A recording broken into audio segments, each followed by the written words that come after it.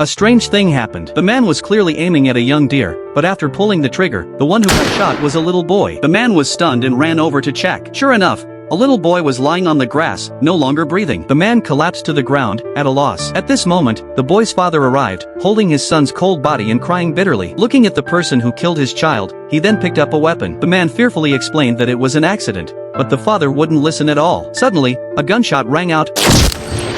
The father also fell to the ground. It turned out to be the man's friend who shot and killed him in order to protect the man. The man was completely dumbfounded. They came here just for hunting, how did it turn into this? At this moment, the friend was hiding both bodies in the grass. Then he dragged the man to escape from the scene. But they still had to stay in the town for another day, because they needed to return to the scene after dark to clean it up. To make themselves seem more believable, they went to a nearby convenience store, deliberately chatted with the store clerk, and mentioned that they went out hunting. When they returned to the motel, the owner asked them if they had any harvest. They pretended to be unlucky and said they didn't even see a single animal. Late at night, they returned to that place. The man was digging a hole when the friend suddenly remembered the bullets. That was important evidence, so he got up to look for them. Fortunately, he found one stuck in a tree. The other one was clearly in the boy's body. The friend thought to dig it out with a knife, but the man couldn't accept that. He thought it was too cruel. The friend suspected he was crazy. If they didn't take out the bullet, they would definitely be caught. The man had no choice but to hide in the car. After handling everything, they put all the evidence into the trunk, then drove back to the motel. After getting out of the car, they discovered a little boy secretly watching them. The next morning, they were ready to leave, but unexpectedly, their car tires had been deflated by some people. When the friend went up to confront them, he got punched in the nose by a burly man. It turned out the friend had messed with the burly man's daughter a few days ago. A mechanic stopped both sides, saying he would help fix the car, and the matter was left unresolved. Back at the motel,